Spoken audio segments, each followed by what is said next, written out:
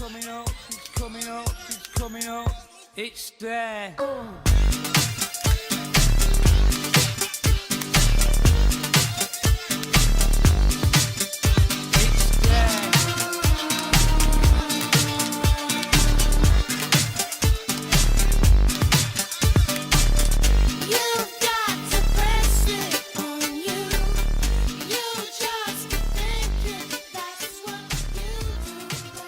Hello ladies and gentlemen, my name is Mr. Clockwork Apple and it's the 4th week of Studio Leica month. And of course that means I'm reviewing Kubo and the Two Strings. So after these 3 movies, each one could easily wind its way up onto a top 10 best animated films list. There's a lot of pressure on Studio Leica to make another fantastic movie. And they did it with Kubo and the Two Strings. As I said last week, I don't have the box to wave around like I normally do. It hasn't been released on DVD yet. I've only seen it in the cinema, so you have to use your imagination a bit. So, Kubo and the Two Strings, unlike the other 3 movies, which are mostly based in sort of America, Europe, interchangeable, Kubo and the Two Strings takes place in a sort of feudal-era Japan. Well, fantasy Japan. And it's about this kid called Kubo, who, when he is a baby, his grandfather tries to steal his eye. Yeah, this film opens up on a child having his eye... Well, you don't actually see it happen, but he's had his eye torn out, and there's this baby with an eye patch. It's...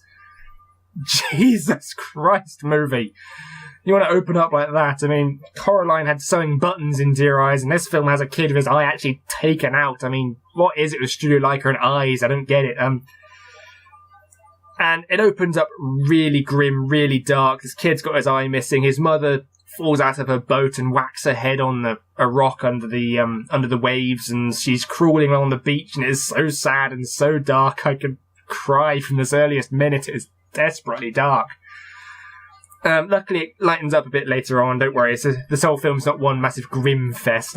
We skip ahead to when Kubo is about, I think he's 12 or so. He and his mother have been living in this cave near a town.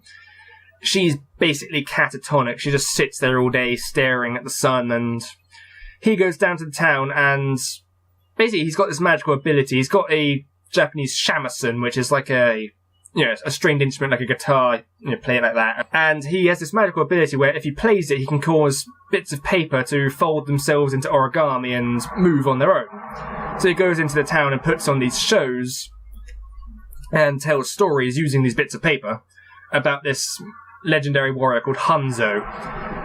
But the problem is he never finishes the story because he has to get back home before dark. Because when night falls, his mother wakes up again and stops being catatonic and starts, she starts talking and jumping around and being her normal excitable self. And she's telling him the stories of Hanzo, who turns out to be his father. But she also says that he can never go outside after dark, because that means his grandfather and his aunts will find him, which means they'll tear out his other eye. It's not explained why they want his eyes yet. That's kind of a spoiler, I won't go into it. And of course, sooner or later he ends up outside at night by accident, and his mother basically has to sacrifice herself to help him escape. He has to go on a journey to basically fulfill the story he's been telling, find his father's helmet, armor, and sword to defeat his grandfather. Can't go too much into it without further spoilers, I'm sorry.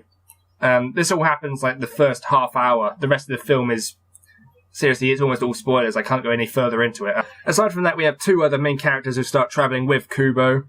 There's Monkey, who is a monkey.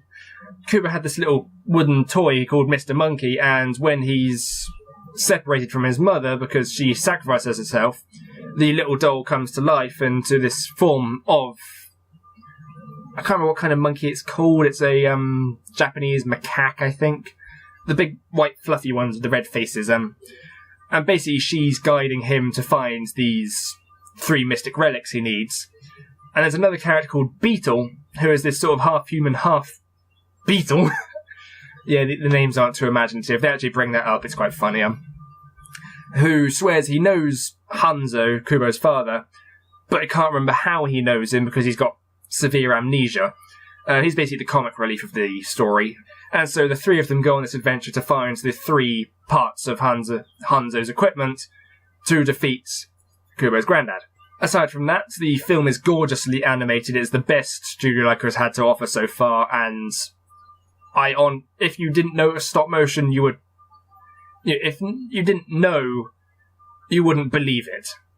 And the only way you could go through the whole film thinking it was stop motion, no, CGI, I mean, until this very scene at the end where they actually show people manipulating the models to make them move, and it is amazing, fantastic. I love it so much. As I mentioned in the Box Trolls review, Studio Leica had the record for the largest stop-motion figure at 5 feet tall. This film smashes that record of one that's over 20 feet tall. I can't tell you what it is without spoiling it. I'm sorry, I want to tell you because it is so fantastic. I love this movie. It is the absolute pinnacle of Studio Leica's work, and I have no idea how they're ever going to top it when they start making a 5th movie. Aside from that, as with all the other films, environment's gorgeous, voice acting fantastic, story and characters brilliant. I can't go any further into them without spoiling it. Everything is a damn spoiler in this movie. I'm sorry, I want to talk, but I can't. 10 out of 10. No questions asked. This movie is a solid 11 out of 10. I don't care how high I have to go. This is the best movie that has ever been released by Studio Leica. Best animated film this year.